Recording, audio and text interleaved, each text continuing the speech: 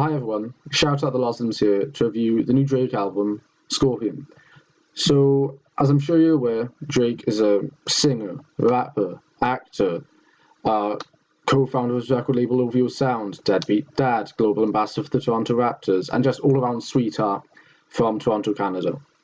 So, this new album from Drake, Scorpion, is 25 tracks and 90 minutes in length, and very little of those 90 minutes is of any worth whatsoever.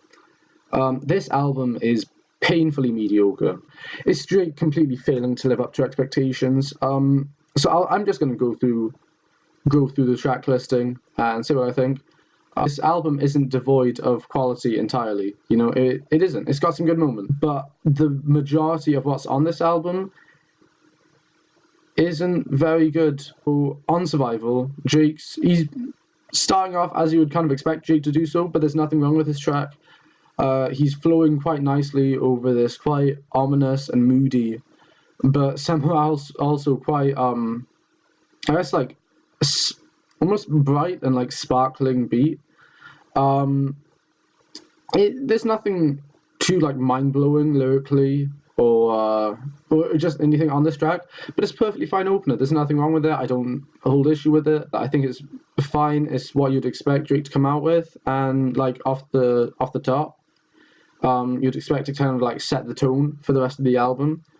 But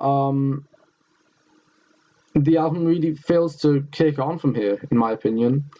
When I say set the tone, I mean you're expecting Drake to maybe go in, I guess, in like following tracks, right, or for things to like kick up a notch. But it doesn't really do that. The rest of the tracks seem to have the same tone as the opener, if that makes sense. It feels like Drake lacks conviction on this, and like he almost doesn't know what to do with himself.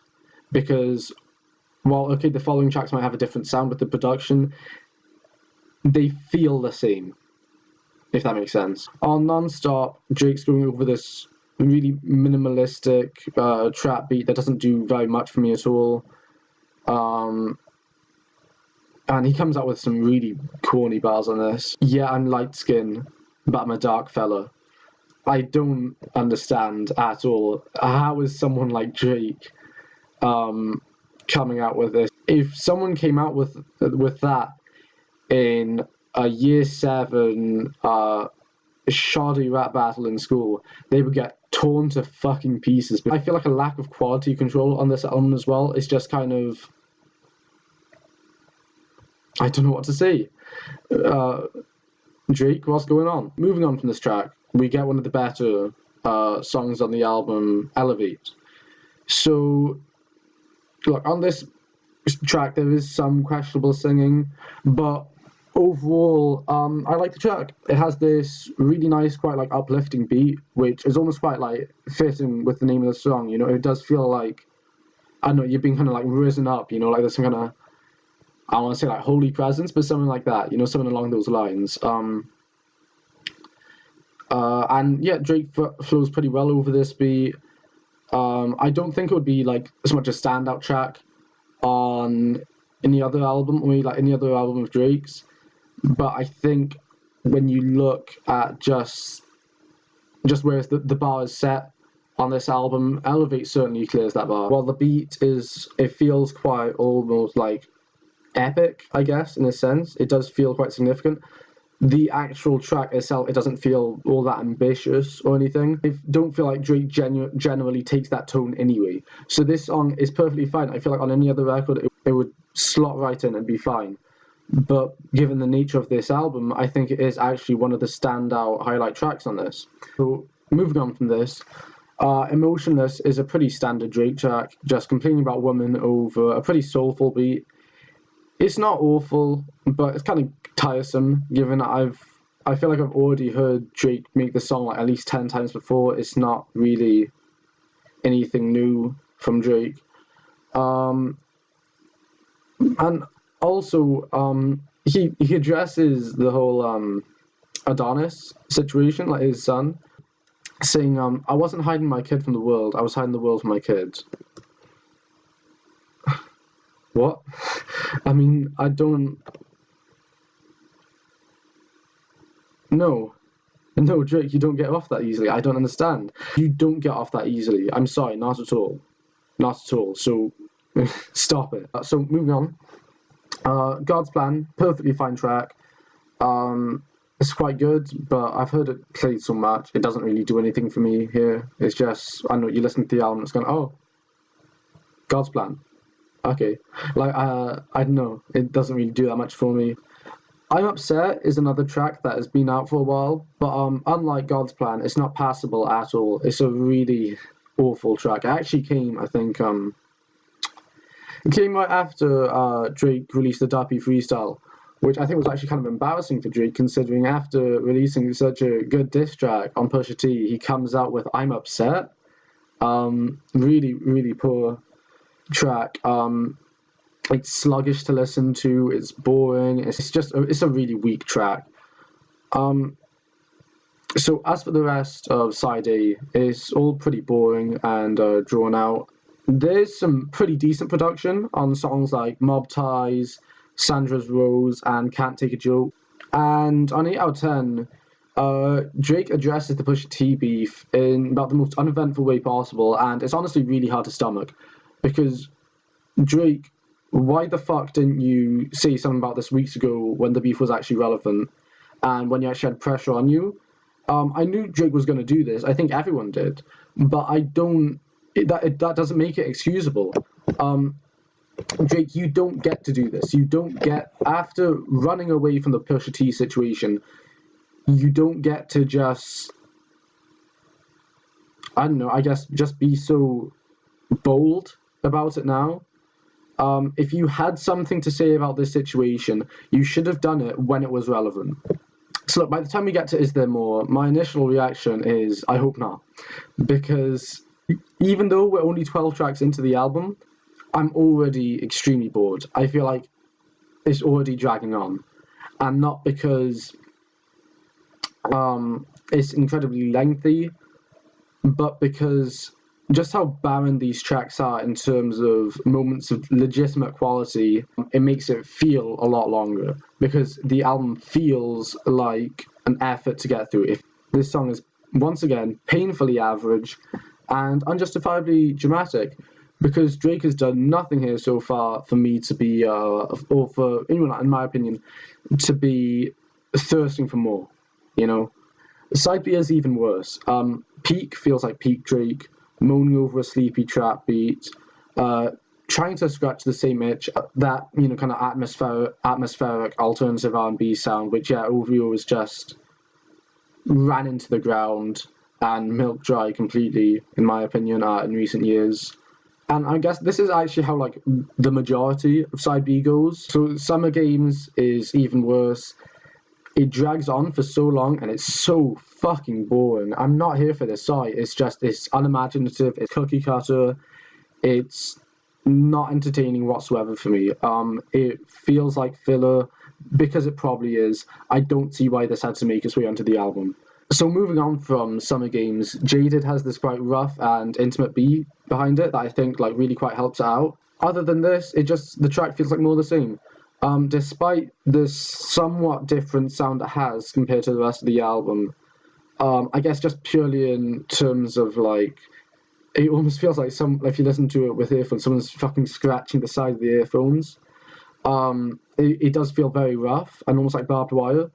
You can tell it's OVO production. It's catering to the same kind of aesthetic, I think, as the rest of the album. And it's still pretty average track, you know.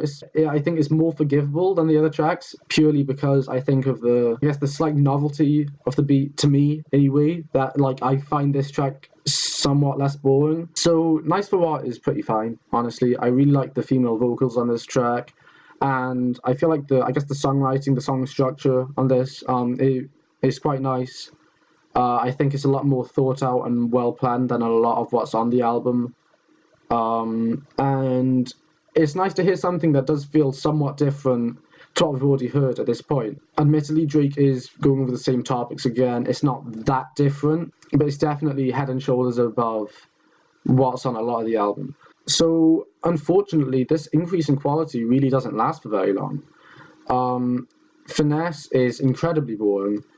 It's essentially more of the same, but I'm going to gloss over Finesse because the next track is Ratchet Happy Birthday, which is fucking awful. If you've heard the song, you know exactly what I mean. Drake, what the fuck? What the fuck were you thinking? Drake appears to have taken some ad-lib inspiration from Michael Dapper. Aware that Drake's a fan of the UK music scene, but yeah, I wasn't expecting those kind of almost Big Shaq-esque ad-libs on this. I don't see the purpose of this track at all. The content on this, the whole reason for the track being made or lack of, it's just such a confusing track. Why did this make it onto the album? This song is fucking awful. I don't understand. I mean, hey, at least this song almost kind of makes me laugh when I'm listening to the album, because the rest of it is so fucking boring. And this song is, to an extent as well, this song is so bad that at the very least it applies some comedic relief to the album. You know, admittedly, it is the equivalent of Drake just making a fool out of himself in public, and then me laughing at him and not with him. But I don't mind laughing at Drake, because this album has definitely given just cause to do so. Look, I'm just going to move on from a Ratchet Happy Birthday. I think I've said enough about it, to be honest. That's How You Feel has a kind of catchy hook, I guess. But it doesn't save the track at all. And the production on this song makes me feel like the song is never ending. It just drags on and on and on. And Blue Tint is actually pretty good. On any other album, it wouldn't be that big a deal, I think, similar to how I said with Elevate. But it has a really catchy hook. Drake flows pretty well on it. You know, it's not a bad song at all. The beat is really nice. Just this really good like trap beat, which I think works very well. It's a very much needed change of pace at this point in the album, in my opinion. In My Feelings is another mediocre track, which seems like yet more filler, in my opinion. Doesn't really do much for me. And then on Don't Matter to Me, Drake has the audacity to feature Michael Jackson, or to feature Michael Jackson. And I definitely think that Michael's contribution is one of the highlights of this track. Drake's auto-tune singing in comparison, while passable, doesn't really do much of anything. But honestly, like, Michael's vocals on this, they're okay, yes, but they do almost, I think, in my opinion, seem to get somewhat repetitive, I guess. And they don't save the song at all. Partially, I think, because of the aesthetic which the vocals been worked into, and this song is sluggish, it's boring, it's mediocre, it's hard to listen to. After Dark is pretty much in line with the rest of the album. I can't be bothered to go into details here, it's pretty average. Final Fantasy is only like 3 minutes 40 seconds, it feels like a lot longer, a lot longer. So March 14th is a fittingly underwhelming closer to cap off a very underwhelming album. I definitely do appreciate the love that Drake has for his son on this. It is quite a nice touch, I think. But if I'm being honest, there's only so much credit I can give to Drake for this, because it feels insincere to me. Maybe I'm being too harsh on Drake by saying that, but to me, it does feel quite insincere, in my opinion. It feels almost like fan service and Drake trying to make up for, at least up until this point in his son's life, supposedly not being there for him, rather than a genuine message that he has for his son, if that makes sense. Look, again, maybe I'm just being overly harsh on over here, but to me, it feels more like he's trying to save face than anything else on this track. And look, despite my many criticisms of this album and of the songs on this album, there's not that many songs on here which I think are that awful that they deserve to be torn apart and ripped to shreds, and all the rest of it. No, what I think is more unforgivable on this album is the quite aimless and directionless feel that it has. There's just so many plain, boring, and mediocre tracks on here that just don't really add anything to the album. Again, it feels like Drake is stream trolling on this album, and that he's not actually trying to put out anything which has that much artistic merit to it. It's merely a collection of tracks that seem to cater to a similar kind of vibe, which is what Drake's been doing for the past few years, and I think that just makes it all the more disappointing, to be honest. Nothing on this album really tells me anything about Drake that I didn't already know. To me, this album feels like what Drake's been doing for the past few years, except performed to a lower standard. There are certain expectations that we have of an artist in Drake's position, and I don't feel like Drake actually feels those expectations as much as many other artists in similar positions to him. I feel like Drake gets a lot of passes. Even so, for a while now, Drake has been barely surpassing expectations, and on this album, he doesn't even come close. Drake is once again treading water in the music industry, and honestly, it's hard to watch. So look, I realize I'm not a part of Drake's core fan base. And if I'm being honest, I probably wouldn't want to be. This album, it'll probably break a few records. It'll definitely go multi-platinum. But this album, it really has me beginning to wonder how long it will be until Drake's audience begin to tire of the very same kind of vibe he's been peddling with not only his own work, but with OVO as well for years now. This album is a 3 out of 10 for me. A 3 out of 10. I'm going to go off on a tangent here, but I consistently see maybe more so hip hop media than fans, but fans also for sure peddling this whole argument that Drake is on the same level as Kendrick. For example, I heard someone at Complex recently say that Drake is the only artist on the level of Kendrick. Fuck off. Drake is not on the level of Kendrick at all. Drake just doesn't have the same quality output that Kendrick had. Drake does, in my opinion, you can maybe make the argument of like a Take Care or maybe even a Nothing Was the Same, but in my opinion, Drake doesn't have an album of the quality of a Good Kid, Mad City. Definitely not of a Tip and Butterfly, and not of a Section 80. And despite before Scorpion, Drake's last album was a playlist. Kendrick's last album won a Pulitzer. I hear people making this argument that Kendrick's the better rapper, but Drake's the better musician. No, absolutely not. Because I think, once again, when we're looking at the quality of work in recent years, I actually think it's kind of unfair towards Drake, because how can Drake meet those expectations when he can't even reach the expectations of being on the level that he himself is? Because, once again, this album is another example of how in recent years Drake has been content with putting out the most unambitious music I think he has in his career yet. This album is unforgivable in my opinion, because he could and should have done so much better than this. It feels like there's a complete and total lack of imagination from Drake on this thing. Yeah, I'm feeling a 3 out of 10 on it. I dodged a bullet.